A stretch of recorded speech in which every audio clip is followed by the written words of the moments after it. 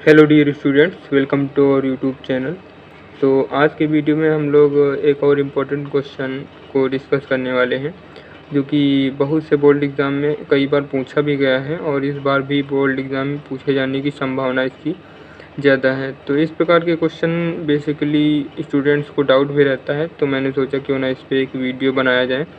इसमें स्टूडेंट्स को ये डाउट रहता है कि इसमें विलेय क्या है और विलायक क्या है, तो हम इसी टॉपिक को अच्छे से क्लियर करने वाले हैं और इस क्वेश्चन को भी हम लोग बहुत ही बारीक से समझने वाले हैं, ताकि ये आपके जहन में अच्छे से बैठ सके और इसको आप सॉल्व कर सकें अच्छे से। तो मैं आपसे एक छोटी सी रिक्वेस्ट करना चाहूँगा, यदि आप हमारे चैनल पर नए हैं तो हमारे चैनल को सब्सक्राइब कर लीजिए और बेल आइकन को प्रेस कर दीजिए, ताकि जब भी मैं वीडियो अपलोड करूं तो सबसे पहले आपके पास नोटिफिकेशन पहुंचे। और यदि वीडियो हमारा पसंद आता है तो लाइक करिएगा। अगर आपको किसी भी प्रकार से क्लास 12 के किसी भी सब्जेक्ट में कोई भी दिक्कत आ रही है, आप मुझे कमेंट करके बताएं और आप लास्ट में बताइएगा ये वीडियो कैसा लगा। चलिए बिना किसी देरी के हम लोग स्टार्ट करते हैं। क्वेश्चन दिया हुआ है, एल्कोहल जल के मिश्रण में भारानुसार 54% जल है।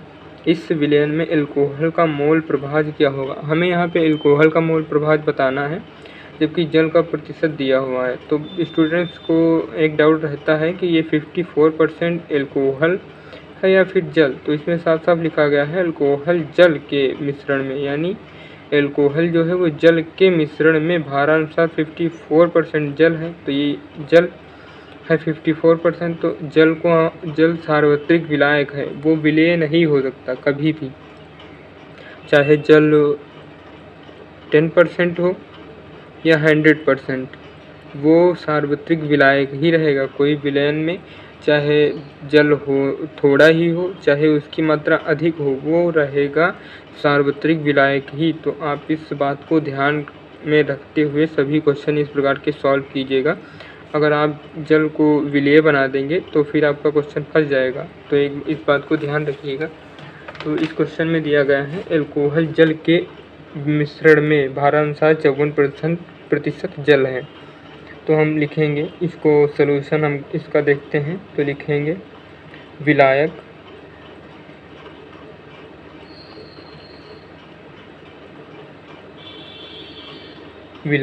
का भार, विलायक के भार को हम लोग कैपिटल W से प्रेजेंट करते हैं, तो ये हो जाएगा 54 ग्राम। और फिर विलायक का अणुभार लिखेंगे, विलायक का अणुभार, विलायक के अणुभार को हम लोग कैपिटल M से प्रेजेंट करते हैं और यहाँ पर छोटा सा उसका फार्मूला लिख देते हैं, ताकि हमको पता रहे किसका अणुभार है। तो जल का है तो हाइड्रोजन का होता है 1 परमाणु क्रमांक, जो इसको 2 से मल्टीप्लाई करेंगे। ऑक्सीजन का होता है 16, तो ये टोटल हो जाएगा 18। फिर हम लोग इसमें से एल्कोहल कितने प्रतिशत घुला हुआ है जल में ये निकालेंगे, तो इसका फार्मूला होता है, हम लोग लिखेंगे विलेय पदार्थ का भार। हम लोग जानते हैं कि विलेय पदार्थ के भार को हम लोग स्मॉल w से प्रेजेंट करते हैं, जो कि होता है 100 माइनस विलायक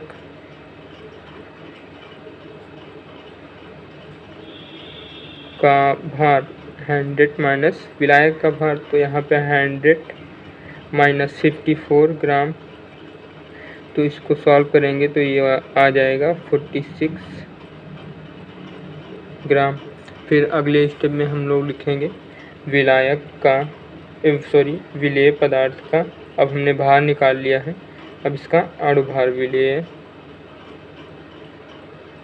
पदार्थ का अणुभार।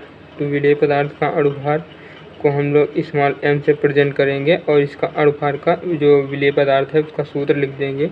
आप देख सकते हैं यहाँ पे एल्कोहल है, एल्कोहल का सूत्र होता है C2H5OH।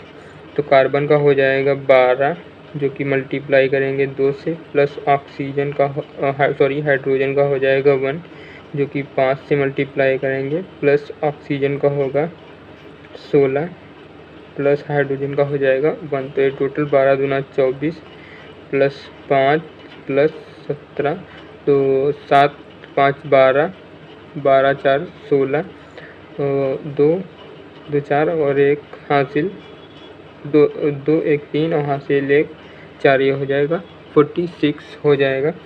फिर हम लोगों को मोल प्रभाज ज्ञात करना है, तो हम यहाँ पे सब निकाल चुके हैं। विलायक का भार, विलायक का अणुभार, विलेय पदार्थ का भार भी निकाल चुके हैं, विलायक का भी निकाल चुके हैं। अब यहाँ पे हम लोग फार्मूला लगाएंगे। मोल प्रभाज जो कि होता है मोल प्रभाज का, आप लोग ये लर्न कर लीजिएगा। मोल प्रभाज इज इक्वल टू होता है स्मॉल n अपॉन में small n plus capital N। अब स्मॉल n क्या है, जहाँ पे small n is equal to विलेय का भार अपॉन में विलेय का अणुभार, और capital N is equal to विलायक का भार अपॉन में विलायक का अणुभार। तो यहीं पे हम लोग रख देंगे। विलेय का भार दिया गया है, विलेय का भार 46 अपॉन में विलेय का अणुभार 46 ही दिया गया है। फिर अगले स्टेप में विलेय का ही भार रखना है 46 अपॉन में 46 प्लस में। अब विलायक का भार दिया गया है, आप देख सकते हैं 54 विलायक का भार दिया गया है। 54 अपॉन में विलायक का अणुभार दिया गया है 18, तो यहाँ पे 18 लिख देते हैं। तो 46 से 46 कैंसिल, 46 से 40, 18 1 18 दूनी 36, 18 3 54, ये 3 बार में जाएगा। तो अगले स्टेप में हम लोग लिख सकते हैं 1 अपॉन में 1 प्लस 3, तो ये हो जाएगा 4, तो 1 अपॉन में 4 हो जाएगा। अब 1 को हम 4 से भाग देंगे, तो ये 4 1 0 बार में लगाएंगे तो 0 हो जाएगा, दशमलव लगाया, 4 दूना 8 हो गया।